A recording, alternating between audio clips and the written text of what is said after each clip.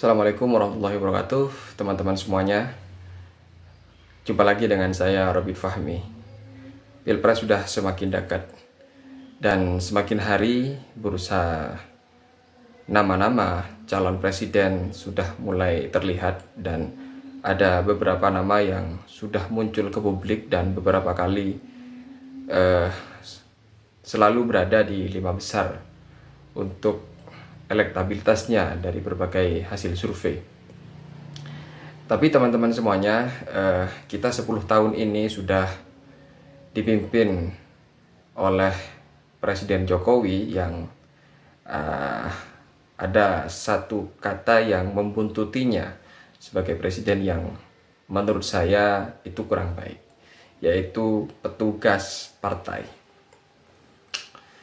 Saya sangat sakit hati dulunya ketika Jokowi duduk di depan Megawati, jadi seolah-olah Bapak Presiden dihakimi oleh ketua partai, atau sedang menghadap atau sedang melaporkan sesuatu yang entah itu penting lah. Jadi seolah-olah ini ada kesan muncul antara bawahan dan atasan kalau kita melihat bagaimana posisi duduknya ketika Bapak Presiden sedang berhadapan dengan Ibu Mega.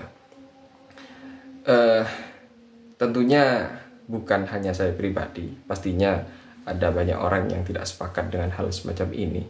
Ketika presiden harus dicap sebagai petugas partai, ya walaupun memang partai PDI Perjuangan dalam prosesnya harus seperti itu, dan itu dilontarkan beberapa kali oleh Ibu Megawati. Tapi kalau saya memandangnya dan saya menilainya, ini tidak baik.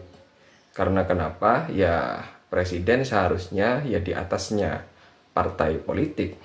Saya menganggap partai politik itu tidak lebih hanya sebagai syarat untuk mencalonkan diri sebagai presiden. Jadi dia hanya sebatas kendaraan saja.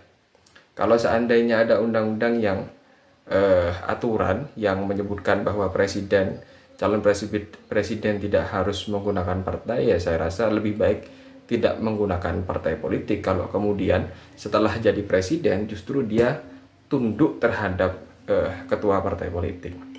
Lah, mari kita teman-teman lihat semuanya. Dari sekian calon presiden yang muncul ke permukaan hari ini, siapa di antara mereka yang berpeluang menjadi petugas partai? Kalau saya lihat, sepertinya semuanya menjadi petugas partai karena mereka akan dicalonkan oleh partai politik.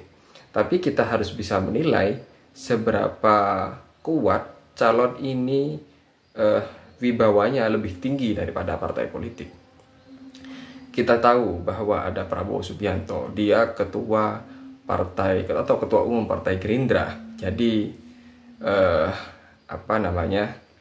walaupun ada mekanisme di partai Gerindra, saya lihat Gerindra itu kalau dibandingkan 100% Gerindra dan Prabowo, jadi Prabowo itu 50%, Gerindra itu 50%. Jadi duanya tidak bisa dibedakan. Jadi kalau kemudian seandainya Prabowo terpilih menjadi presiden, partai tidak akan mendikte Prabowo untuk melakukan apa yang ingin dilakukan sesuai dengan visi misinya. Dan yang kedua ada Muhaimin Iskandar. Kita tahu bahwa beberapa kali kader PKB ingin mendorong Muhaimin Iskandar atau Caimin untuk menjadi presiden. Jadi sepertinya Caimin ini menjadi orang nomor 1 di partai PKB, sehingga ini memungkinkan Caimin untuk bertindak leluasa, karena selain itu dia juga sebagai ketua umum. Kalaupun dia misalkan terpilih menjadi presiden, dia tidak akan didikte oleh partai politik. Dan yang ketiga ada Anies Baswedan. Kita tahu sendiri bahwa Anies Baswedan adalah non-parpol. Dia kemarin menjadi gubernur DKI Jakarta diusung oleh partai Gerindra, dan dia bukan kader partai politik. Dan saat ini dia dideklarasikan oleh Partai Nasdem yang diketua umumi oleh Surya Paloh. Lantas bagaimana ketika kemudian nanti Anies Baswedan menjadi presiden? Walaupun sebelumnya Surya Paloh sudah memberikan sinyal kepada Anies Baswedan membebaskan Anies untuk memilih cawapresnya. Jadi seolah-olah partai politik hanya ingin mengambil putra terbaik bangsa untuk didorong menjadi presiden. Saya rasa tidak semudah itu.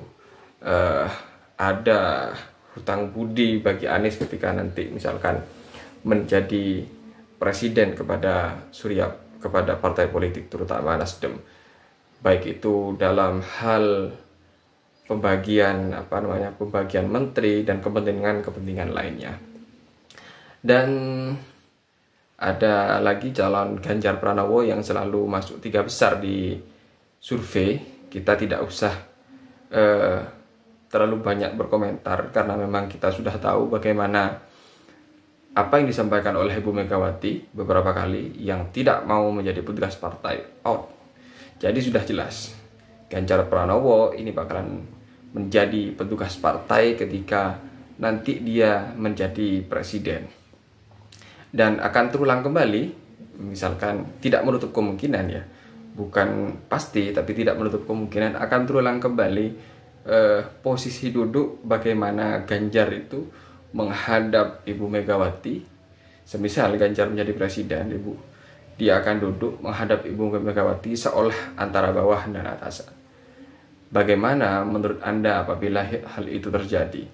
Dan kita lihat bagaimana rekam jejak Ganjar Pranowo, ya tidak jauh beda dengan Presiden Jokowi. Saya menilainya ini lebih berpihak kepada pengusaha di Jawa Tengah. Kemarin kita dihadapkan dengan kasus Wadas yang aparat turun menindas atau melakukan represi kepada warga. Terus kemudian ada perjuangan warga Kendeng yang sampai ini terus berlanjut menolak pabrik semen.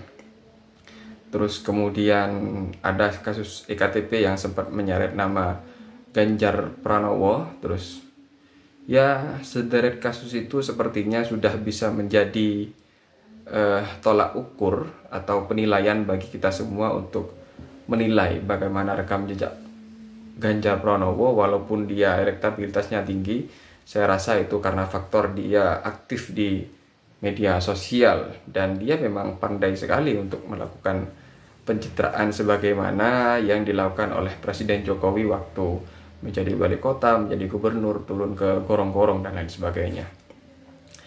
Dan lagi ada Airlangga Hartarto dari Partai Golkar.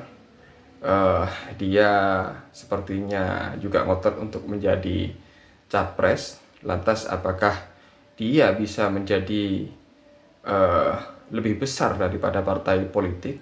Kita tahu bahwa Partai Golkar adalah partai yang tua dan pengalamannya sudah tidak perlu diragukan lagi. Di dalamnya banyak orang-orang besar, yaitu senior-senior politisi, dan tidak menutup kemungkinan Airlangga Hartarto juga menjadi tersandra oleh partai politik, walaupun dia sendiri posisinya sebagai ketua umum Partai Golkar. Dan ada lagi Ridwan Kamil yang digadang-gadang bakal disandingkan dengan salah satu nama capres, tapi kita tahu bahwa Ridwan Kamil dia tidak memiliki partai politik atau non-partai, dan itu menjadi kurang baik bagi Ridwan Kamil karena dia nantinya bakalan terikat dengan partai tertentu yang mengusungnya, dan itu akan anggaplah dia bakal menjadi bawahan partai atau petugas partai. Jadi bagaimana dengan komentar teman-teman? Silahkan komentar di kolom komentar dan jangan lupa subscribe channelnya. Assalamualaikum warahmatullahi wabarakatuh.